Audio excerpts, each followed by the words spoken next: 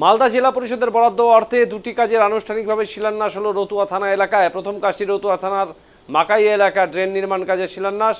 মালদা জেলা পরিষদের বরাদ্দ অর্থ প্রায় 19,70,000 টাকা ব্যয়ে ঢাকনাযুক্ত ড্রেনটি নির্মাণ করা হবে। বিধায়ক সমর মুখার্জি ও জেলা পরিষদ সদস্য প্রতিনিধি লালটু চৌধুরীর উপস্থিতিতে এই কাজে শিলান্যাস করা হয়। অন্যদিকে দ্বিতীয় কাজটি রতুয়া থানা দুর্গাপুর স্ট্যান্ড এলাকায় শিলান্যাস করা হয়।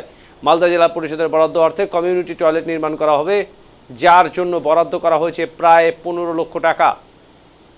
দুটি কাজই বিধায়ক সমর মুখার্জির উপস্থিতিতে ফিতে কেটে ও নারকেল ফাটিয়ে শিলান্যাস করা হয়।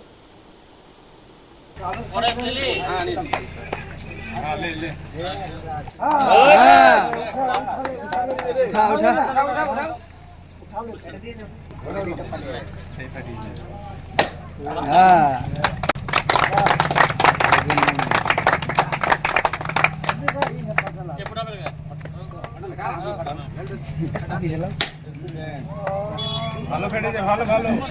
এটা এটা হেভি।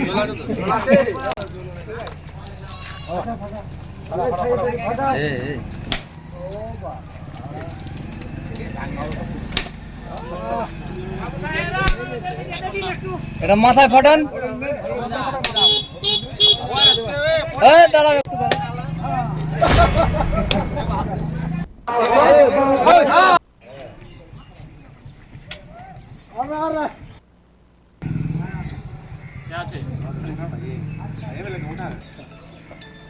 একটু দেখলেন ট্রেন আছে, ট্রেন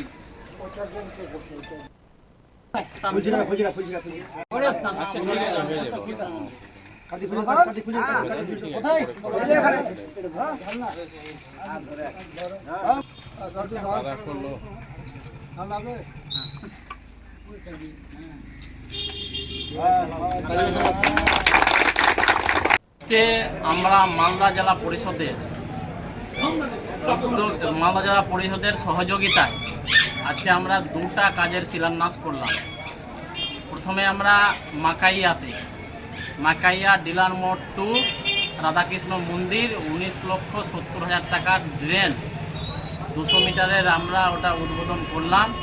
এবং দ্বিতীয়টা আমাদের দুর্গাপুর একটি কমিউনিটি টয়লেট 15 লক্ষ টাকার 4টা রুম হবে, সেই কাজটি আমরা উদ্বোধন করলাম মালদা জেলা পরিষদের পক্ষ থেকে।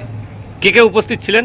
আমাদের সঙ্গে উপস্থিত ছিলেন মালদা জেলার তৃণমূল কংগ্রেসের চেয়ারম্যান এবং রতুয়া 48-এর বিধায়ক, আমাদের সম্মানীয় অভিভাবক মাননীয় সমর মুখার্জি মহাশয়, এবং উপস্থিত ছিলেন দেবীপুর অঞ্চলের প্রধান এবং 4-5 জন মেম্বার। তাদের নাম হলো পিন্টু মণ্ডল, স্বপন, সিরাজুল, পরেশ, সনাতন এবং আমাদের তৃণমূল কংগ্রেসের